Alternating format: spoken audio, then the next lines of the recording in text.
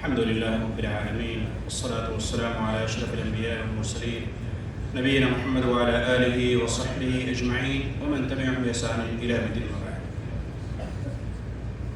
آج خطبے کا ترجمہ نہیں بلکہ جمعہ سے متعلق دو چار مسائل جس کے بارے میں عام طور سے لوگ پوچھتے رہتے ہیں، ان مسائل کے بارے میں انشاءاللہ گفتگو. پہلی بات یہ ہے کہ ایک صاحب نے کہا کہ کچھ لوگ ایسے ہیں جو مسجد سے بالکل آگے نماز پڑھتے ہیں، یعنی مسجد کے اگلے حصے میں جگہ ہے تو وہیں پہ مصلی بچھا لیتے ہیں، وہیں پہ نماز پڑھتے ہیں.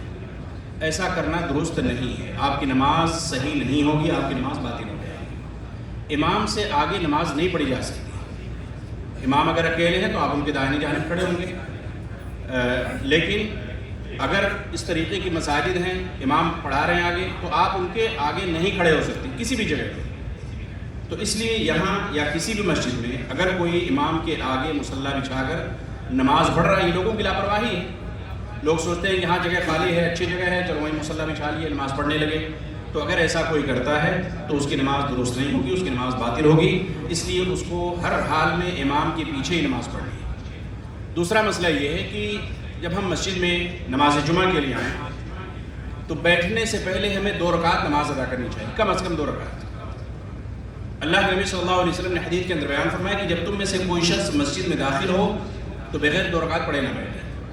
ایک دوسری حدیث کے اندر ہے کہ اللہ کے نبی صلی اللہ علیہ وسلم خطبہ دے رہے تھے، اثناء خطبہ ایک اعرابی ایک دیہاتی داخل ہوئے اور بغیر سنت پڑھے بیٹھ گئے. تو اللہ کے نبی صلی اللہ علیہ وسلم نے ان کی طرف اشارہ کرتے ہوئے بیان فرمایا کہ کیا آپ نے نماز پڑھی؟ تو انہوں نے کہا کہ نہیں، میں نے نہیں پڑھی. آپ صلی اللہ علیہ وسلم نے ان کو کھڑے ہونے کا حکم دیا اور کہا کہ 2 ہلکی رکعت نماز پڑھ لیجئے، پھر اس کے بعد بیٹھ جائیے. معلوم یہ ہوا کہ اگر آپ اثناء خطبہ ہو رہا ہے اس دوران بھی اگر آپ جمعہ کے لیے داخل ہو رہے ہیں تو بغیر پڑھے نہیں بیٹھنا ہے، بغیر پڑھے ہوئے نہیں بیٹھنا. 2 رکعت کم از کم پڑھنی ہے. اگر آپ پہلے آئے ہیں خطبہ شروع ہونے سے پہلے، وقت ابھی باقی آدھا گھنٹہ ہے، 1 گھنٹہ ہے، تو آپ 2 رکعت کر کے آپ پڑھنا چاہیں پڑھیں، کوئی مسئلہ نہیں، لیکن کم از کم 2 رکعت نماز آپ کو پڑھنی ہے. بعض احباب یہ غلطی کرتے ہیں کہ پہلے بیٹھ جاتے ہیں پھر کھڑے ہو کے پڑھتے ہیں، یہ بھی غلط طریقہ ہے. بیٹھنے سے پہلے پڑھنا ہے، یہ نہیں کہ بیٹھ کے آپ پھر کھڑے ہو کے پڑھیں. میں نے دیکھا کہ بعض لوگ آتے ہیں پہلے تھوڑی دیر کے لیے بیٹھ جاتے ہیں پھر کھڑے ہو کے سنت پڑھتے ہیں یا تحیۃ المسجد پڑھتے ہیں. تو ایسا کرنا بھی کیا ہے، غلط ہے، اس کا بھی خیال کرنا چاہیے. دوسری بات یہ کہ اگر جمعہ کے دن اذان ہو رہی ہے، خطبے کی اذان ہو رہی ہے، تو بعض احباب اذان کے ختم ہونے کا انتظار کرتے ہیں. یہ عام نمازوں میں آپ انتظار کر سکتے ہیں، عام اذانوں میں، عام نماز کی جو اذانیں ہوتی ہیں. لیکن خطبے کی جو اذان ہوتی ہے اس میں آپ اذان کے ختم ہونے کا انتظار نہیں کریں گے، بلکہ اذان ہو رہی آپ سنت پڑھیں گے. کیوں؟ اس لیے کہ اذان کا جواب دینا یہ سنت ہے اور خطبہ سننا یہ واجب ہے. یہ فرق سمجھیے آپ. امام کا خطبہ سننا آپ اس زبان کو سمجھ رہے ہیں کہ نہیں سمجھ رہے ہیں، لیکن سننا کیا ہے، واجب ہے. تو اس لیے اب ظاہر سی بات ہے آپ دوران اذان آپ سنت ادا کیجیے، اس لیے کہ اس کے بعد خطبہ شروع ہونے والا ہے. تو پھر ایسی صورت میں آپ کو خطبہ سننا کیا ہے، ضروری. ہاں پہلی اذان ہو رہی ہے یا کسی اور نماز کی اذان ہے تو ایسی صورت میں انتظار کر لیجیے، اس کے بعد آپ سنت ادا کیجیے. چوتھا مسئلہ یہ ہے جمعہ سے متعلق کہ اگر آپ نماز جمعہ کے لیے آئے ہیں تو ایسی صورت میں جب امام کا خطبہ شروع ہو جائے اس کے بعد سے کوئی کسی سے کلام نہیں کر سکتا، بات چیت نہیں کر سکتا، غلط کاموں کے لیے روک بھی نہیں سکتا، منع بھی نہیں کر سکتا. بہت سارے لوگ کیا ہے، خطبہ چلتا رہتا ہے، بات چیت کرتے رہتے ہیں، موبائل میں بزی ہوتے ہیں، موبائل میں بھی لگے رہتے ہیں، آپس میں گفتگو کرتے رہتے ہیں. وہ سمجھتے ہیں کہ عربی زبان میں خطبہ ہو رہا ہے، میں تو سمجھ نہیں رہا ہوں، تو آپس میں گفتگو کرتے رہتے ہیں. غلط طریقہ ہے. اللہ کے نبی صلی اللہ علیہ وسلم منع کیا ہے اس سے. بیان فرمایا کہ اگر کوئی شخص نماز جمعہ کے لیے آئے، امام کا خطبہ ہو رہا ہے اور اس نے کسی سے کہا خاموش ہو جاؤ، یعنی کوئی غلط کام کر رہا ہے یا بات چیت کر رہا ہے، آپ نے کہا خاموش ہو جاؤ، کیا کر رہے ہیں، کیا غلط کام کر رہے ہیں، تو پھر ایسی صورت میں آپ نے لغو کام کیا، فقد لغوت، آپ نے لغو کام کیا. لغو کی تشریح تفسیر علماء نے بیان کی ہے کہ جمعہ کی فضیلت سے، جمعہ کے اجر سے وہ شخص محروم ہو جائے گا. سوچیے.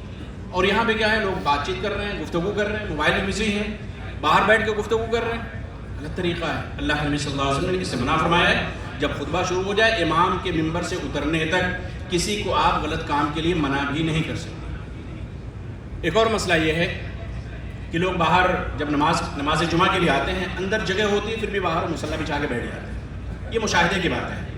ابھی مسجد فل نہیں ہے، کافی جگہ ہیں، پھر بھی وہ آتے ہیں روڈ کے کنارے یا کہیں بھی باہر بیٹھ کے مصلی بچھا لیتے بیٹھ جاتے ہیں. اب اس میں 2-4 لوگ بیٹھے ہیں، گفتگو کر رہے ہیں، موبائل میں بزی ہیں. غلط طریقہ ہے. آپ آئیے مسجد میں بیٹھنے کے جو آداب ہیں، جو اجر ہے، یا مسجد میں جگہ خالی آپ پیچھے نہیں بیٹھ سکتے. جس طریقے سے اگلی صف میں جگہ خالی ہے تو آپ پیچھے صف نہیں بنا سکتے، اسی طریقے سے مسجد میں جگہ خالی ہے تو آپ پیچھے نہیں. یہ مجبوری کی صورت میں ہے کہ مسجد فل ہو گئی ہے، میرے لیے جگہ نہیں ہے، تو میں مجبوراً اپنا مصلی باہر بچھاؤں گا، باہر بیٹھ کے کہیں بھی جہاں جگہ ملے گی وہاں پہ نماز پڑھوں گا.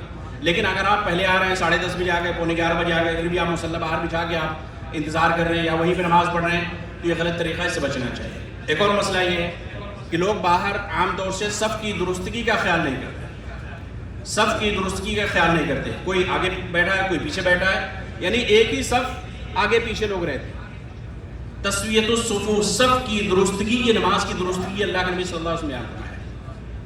اس لیے آپ باہر ہو، مسجد میں ہو، کہیں بھی ہو، نماز کی درستگی، صف کی درستگی، نماز کی درستگی کہا گیا ہے. صف بالکل سیدھی ہونی چاہیے، اس میں آگے پیچھے نہیں ہونا چاہیے.